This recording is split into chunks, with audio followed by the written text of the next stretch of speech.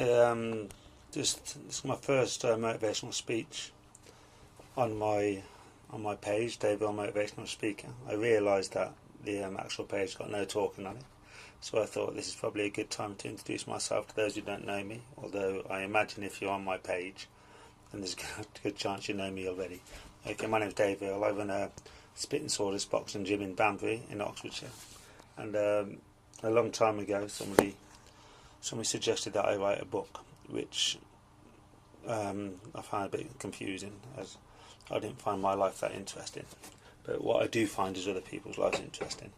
So what I tried to write a book about myself, and that was a complete failure because I didn't realise it was so painful to go back in time and relive memories. So what I decided to do to make it a little bit easier was try and write a book about people I know who've had interesting lives. So that's what I'd done. It was a bit unusual that somebody should ask me in the first place, but I suppose it's through writing other people's stories that I'd realised what journey I've been on as well. So my story sort of intertwined with the other people's stories. My story started with one person who had a hard time. I'd known him since he was probably 15 years old, maybe a bit younger actually, thinking about it. He's probably 13 years old.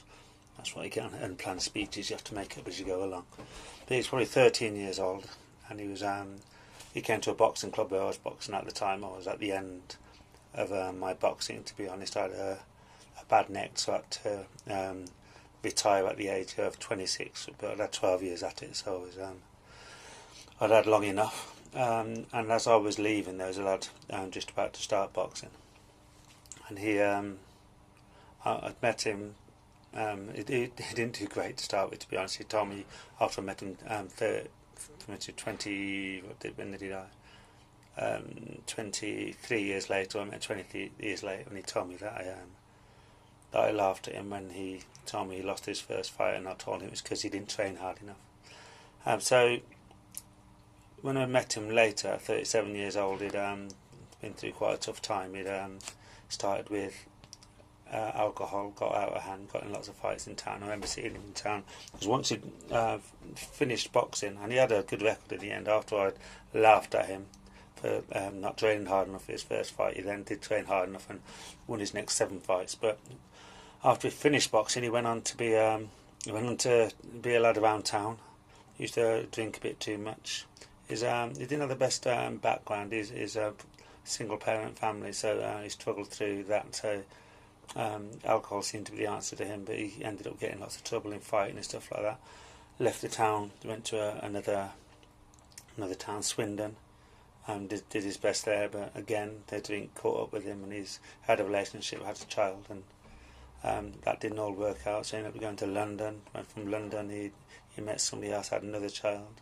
Then he progressed, if you can call it progressing. He went from alcohol to Class A drugs, which really sort of messed his life up. And to cut a story short, we lost him in shortly after. He came to the gym and he did sort himself out, and he was doing so well until one day my stepbrother came up the gym and told me that he'd died on my sister's sofa. He'd taken an overdose.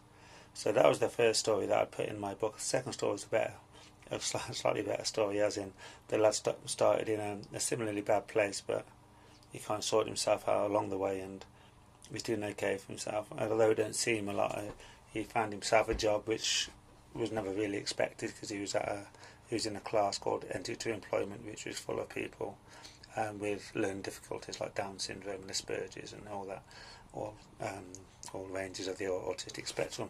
And he did well for himself. He's now drives his own car and got himself a girlfriend. He's had a few girlfriends.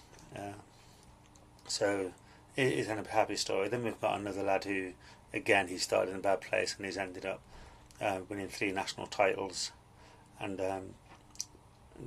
gone on to appear on TV shows. He's been awarded the best and most influential black person in Africa on a visit over there. So he's done really well for himself, and I think he's got a blue tick on Twitter, whatever that means. He's got lots and lots of followers. So the book I was writing was about, it doesn't really matter where you start in life. It's not your beginning that determines where your destiny, or your journey, I should say, because the destiny is the end, isn't it? So I don't want to talk about that. So it's just saying that you can do anything you want. It's not where you're from. It's your decisions that's going to shape your future. So then, of course, I intermingled my life. I started, in my opinion, a bad place. I was on a council estate back in Coventry, back in the 60s when, in 63 I was born, when racism was rife and we had lots of riots. And I'm not saying that I didn't get involved with them anyway. It's not my bag. I was a quiet kid, and I kept my nose out of trouble. When I got to 13, when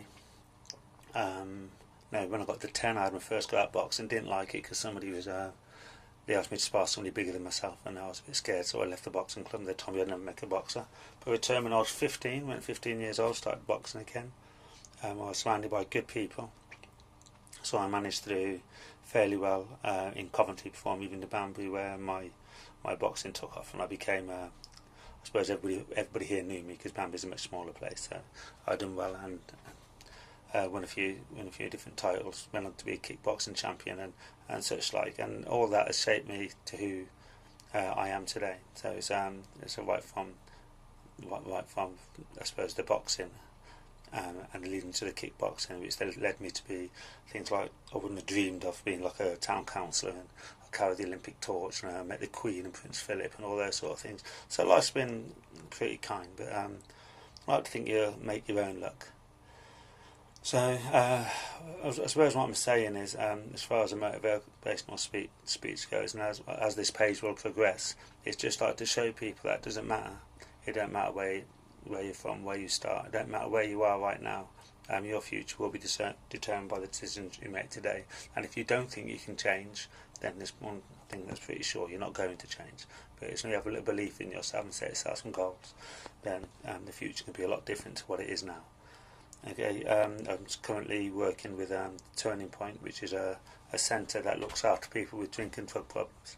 And I'm trying to get my head around it, because I've never really, although my mum suffered with alcohol, and my sister does, and her children are suffering or have suffered, I really want to understand what's going on, or what does go on in people's minds, and how I can help.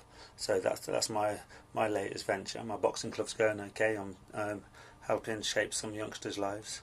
Okay, trying to instill a little bit of discipline in some, and a little bit of what would the word be? A little bit of confidence, a little bit of self-esteem. Mix it all together and just make these people sort of more full and happier people. So this is my motivational page, and I'm hoping that my next talks will be better than this one, and I'm hoping that I can inspire far more people and understand far more about how people's minds work, and so I can make more of a difference. Okay, thank you.